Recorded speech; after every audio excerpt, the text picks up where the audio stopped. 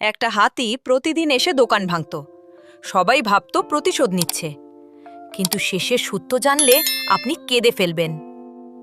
একটি ছোট গ্রাম, চারপাশে সবুজ গাছপালা আর শান্ত পরিবেশ। সেই গ্রামে ছিল এক পরিশ্রমী দোকানদার। ছোট একটা মুদি দোকান চালিয়েই তার সংসার চলত। কিন্তু হঠাৎ একদিন অদ্ভুত ঘটনা ঘটল। একটা বিশাল হাতি জঙ্গল থেকে বের হয়ে এসে তার দোকানের সামনে দাঁড়ালো। তারপর হঠাৎ করেই দোকানটা ভাঙচুর শুরু করল। দোকানদার ভয়ে আর রাগে হতভম্ব হয়ে গেল। গ্রামের লোকজন দৌড়ে এসে হাতিটাকে তাড়িয়ে দিল। সবাই বলল, হাতিটা পাগল হয়ে গেছে। কিন্তু ঘটনা এখানেই শেষ হয়নি।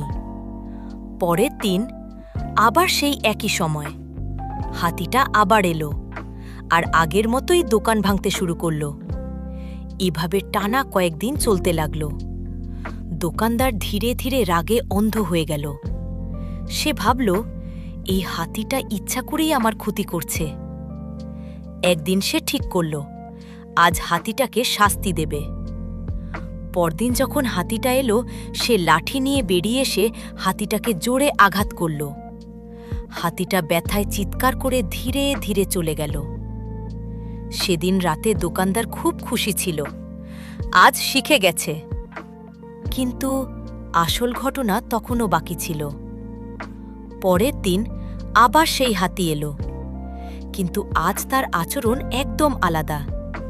সে দোকান ভাঙল না, চুপচাপ দাঁড়িয়ে রইল কিছুক্ষণ। তারপর হঠাৎ সে দৌড়ে পাশের পুকুরে গেল। সুরে করে পানি ভরে এনে দোকানের দিকে ছুঁড়ে মারতে লাগল। দোকানদার রেগে গিয়ে চিৎকার করল, এবার আবার নতুন নাটক শুরু করেছিস? ঠিক তখনই গ্রামের এক লোক চিৎকার করে উঠল, আগুন, আগুন! দেখা গেল দোকানের ভেতরে শর্ট সার্কিট থেকে আগুন লেগেছে। সবাই ছুটোছুটি শুরু করল, কিন্তু তার আগেই হাতিটা বারবার পানি এনে আগুনের উপর ছুঁড়ে দিচ্ছে।